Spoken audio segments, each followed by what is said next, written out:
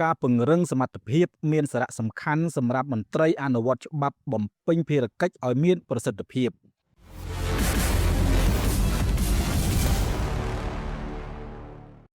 ដើម្បីផ្ដល់នូវចំណេះដឹងនិងជំនាញបន្ថែមក្នុងការពង្រឹងសមត្ថភាពដល់មន្ត្រីអនុវត្តច្បាប់អគ្គលេខាធិការដ្ឋាននៃគណៈកម្មាធិការជាតិសន្តិសុខលំហសមុទ្រនិងទីបញ្ជាការជួរមុខរៀបចំពិធីបើកវគ្គបញ្ជ្រាបច្បាប់ស្ដីពីដែនយុត្ថាធិការតាមអនុសញ្ញាអង្គការសហប្រជាជាតិស្ដីពីនីតិសមុទ្រច្បាប់ស្ដីពីទេសចរណ៍ច្បាប់ស្ដីពីការគ្រប់គ្រងតំបន់ការពារធម្មជាតិនិងច្បាប់ស្ដីពីជលផលនៅទីបញ្ជាការដ្ឋានជួរមុខកោះព្រាបក្រុងព្រះសីហនុថ្ងៃទី11ខែមិថុនាឆ្នាំ2026យើងមិនដែលភ្លេចនៅកិច្ចការបណ្ដុះបណ្ដាលធនធានមនុស្សនិងជំនាញផ្សេងៗជាក់ស្ដែងនៅថ្ងៃនេះយើងបានរៀបចំវគ្គបញ្ជាបច្បាប់នាពេលនេះឡើងដើម្បីផ្ដល់នូវចំណេះដឹងនិងជំនាញបន្ថែមច្បាប់ស្ដីពីដែនយុត្ថាធិការតាមអនុសញ្ញាអង្គការសហប្រជាជាតិស្ដីពីនីតិសមុទ្រច្បាប់ស្ដីពីទេសចរណ៍ច្បាប់ស្ដីពីការគ្រប់គ្រងតំបន់ការពារធម្មជាតិ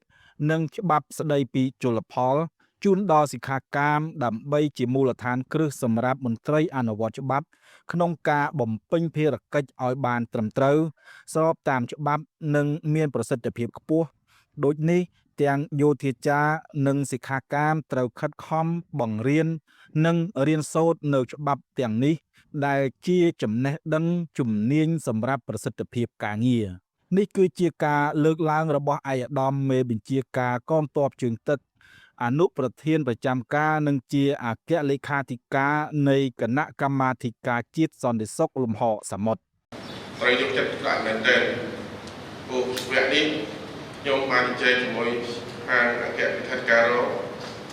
មុននឹងចាប់ដើមវគ្គនេះគឺសូមថាឲ្យបងប្អូនដែលមករៀនខាងការនេះនិយាយម្ដងទៀតដោយសារវគ្គនេះសំខាន់សម្រាប់អ្នកដែលដើរតួនាទីនៅលើផ្ទៃសមុទ្រធ្វើអ្វីចាប់ដើមគិតថាវាប៉ះពាល់យ៉ាងម៉េចច្បាប់គេបានចែងតែយើងនេះមិនបានយកមកមើលអានោះសំខាន់ណាស់ការនេះជាក់ស្ដែងដូចជាវគ្គបញ្ជ្រាបច្បាប់គឺពិតមានសារៈសំខាន់សម្រាប់មន្ត្រីរបស់យើងព្រោះច្បាប់គឺជាមូលដ្ឋានចម្បងសម្រាប់ឲ្យមន្ត្រីអគ្គលេខាធិការកោជសសយកមកធ្វើជាគោលក្នុងការអនុវត្តទូនាទីភារកិច្ចរបស់ខ្លួនខ្ញុំមានជំនឿយ៉ាងមុតមាំថាវគ្គសិក្សានេះនឹងឆ្លើយតបទៅអ្វីដែលសេចក្តីត្រូវការពង្រឹងនិងពង្រីកការយល់ដឹងអំពីច្បាប់ឲ្យកាន់តែស៊ីជម្រៅទាំងច្បាប់ជាតិទាំងអន្តរជាតិជាពិសេសអនុសញ្ញាអង្គការសហប្រជាជាតិស្តីពីច្បាប់សមុទ្រ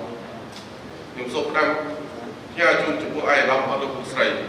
យោធិកាសូមយកចិត្តទុកដាក់ខ្ពស់ក្នុងការស្រាវជ្រាវបញ្ចូលក្រមឯកសារសិក្សាបំពេញជំនាញដកខាត់ចំណេះដឹងឲ្យបានច្បាស់ជាប្រចាំទាំងច្បាប់ជាតិនិងច្បាប់អន្តរជាតិជាពិសេសសូមឲ្យប្រឹងឲ្យអស់ពីសមត្ថភាពនិងអស់កម្លាំងកាយចិត្តបំពេញនៅចំណេះដឹងទុកឲ្យជូនដល់សិក្ខាកាមយើងដោយឡែកចំពោះនានាវីនិងមន្ត្រីសិក្ខាកាមវិញត្រូវខិតខំយកចិត្តទុកដាក់រៀនសូត្រនិងព្យាយាមរាល់ខ្លឹមសារមេរៀននីមួយៗដើម្បីជាទុនជាមូលដ្ឋានសម្រាប់យកទៅអនុវត្តទូនាទីភារកិច្ចរបស់ខ្លួនឲ្យកាន់តែមានគុណភាពនិងប្រសិទ្ធភាពខ្ពស់ការយកចិត្តទុកដាក់របស់ថ្នាក់ដឹកនាំដែលយើងតែងតែយកចិត្តទុកដាក់ខ្ពស់ចំពោះបញ្ហាសន្តិសុខនិងសុវត្ថិភាពលើផ្ទៃសមុទ្រដែលបានចូលរួមយ៉ាងសំខាន់ក្នុងការធានាសុវត្ថិភាពទេសចរនាវាការការពារផលប្រយោជន៍សេដ្ឋកិច្ចជាតិធនធានធម្មជាតិនិងបរិស្ថានសមុទ្រព្រមទាំងការជួយសង្គ្រោះគ្រោះមហន្តរាយនិងទប់ស្កាត់បទល្មើសផ្សេងៗដូចជាការឆ្លងដែនខុសច្បាប់ការនេសាទខុសច្បាប់ការរត់ពន្ធការជួញដូរគ្រឿងញៀនការជួញដូរអាវុធការជួញដូរមនុស្សចោលសមុទ្រអំពើភេរវកម្មនិងបទល្មើសផ្សេងៗទៀតដែលអាចនឹងមានលើផ្ទៃសមុទ្រនិងកិច្ចការរុករកនិងជួយសង្គ្រោះនេះគឺជាការលើកឡើងបន្ថែមពីមេបញ្ជាការទីបញ្ជាការជួរមុខរដ្ឋមន្ត្រីក្រសួងការពារជាតិដែលជាប្រធានគណៈកម្មាធិការជាតិសន្តិសុខមហាសមុទ្រព្រមទាំងថ្នាក់ដឹកនាំបងនិពលខេត្តកមិនតែតែយកចិត្តទុកដាក់ចំពោះបញ្ហាសន្តិសុខនិងសុវត្ថិភាពលើផ្ទៃសមុទ្រការយកចិត្តទុកដាក់នេះបានចូលរួមយ៉ាងសំខាន់ក្នុងការធានាសុវត្ថិភាពចរាចរណ៍ នាវាការពារផលប្រយោជន៍សេដ្ឋកិច្ចជាតិធនធានធម្មជាតិនិងបរិស្ថានសមុទ្រព្រមទាំងការជួយសង្គ្រោះគ្រោះមហន្តរាយ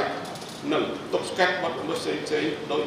ជាការឆ្លងដែនខុសច្បាប់ការនេសាទខុសច្បាប់ការរំពន្ធការជួញដូរគ្រឿងញៀនការជួញដូរអាវុធការជួញដូរមនុស្សចោលសមុទ្រអំពើភេរវកម្មនិងបទល្មើសផ្សេងៗដែលអាចកើតមានឡើងនៅទីសមុទ្រនិងកិច្ចការរំដោះជួយសង្គ្រោះអ្វីប៉ុន្តែសភាពការបច្ចុប្បន្នស្ថិតក្នុងកម្រិតអាចគ្រប់គ្រងបានក៏ដោយក៏ប៉ុន្តែបើគ្មានការប្រុងប្រយ័ត្ននិងទប់ស្កាត់ជាមុនវាអាចរីករាលដាលនិងបង្កផលប៉ះពាល់ធ្ងន់ធ្ងរដល់សន្តិសុខជាតិនេះជាមូលហេតុដែលទីជាការជំនុំឡងមកបានចូលរួមយ៉ាងសកម្មក្នុងការឆ្លើយតបនៅបេសកកម្មខាងលើបានទាន់ពេលវេលាមិនតែប៉ុណ្ណោះយើងមិនដែលភ្លេចនៅកិច្ចការបណ្ដុះបណ្ដាលធនធានមនុស្សនិងជំនាញផ្សេងៗជាក់ស្ដែងនៅថ្ងៃនេះយើងបានរៀបចំវគ្គវិជ្ជាច្បាប់ពីនេះឡើងដើម្បីផ្ដល់នូវចំណេះដឹងនិងជំនាញបន្ថែមផងដែរដែលរួមមានច្បាប់ស្ដីពីដែនទឹកការតាមអនុសញ្ញាអង្គការសហប្រជាជាតិស្ដីពីនីតិសមុទ្រច្បាប់ស្ដីពីទេសចរច្បាប់ស្ដីពីការគ្រប់គ្រងប្រព័ន្ធការពារធម្មជាតិនិងច្បាប់ស្ដីពីជលផលជូនដល់សខាកម្មដើម្បីជាមូលដ្ឋានគ្រឹះសម្រាប់មន្ត្រីអនុវត្តច្បាប់ក្នុងការបំពេញភារកិច្ចឲ្យបានត្រឹមត្រូវស្របតាមច្បាប់និងមានប្រសិទ្ធភាពខ្ពស់រាយការណ៍ពីមេកុងញូ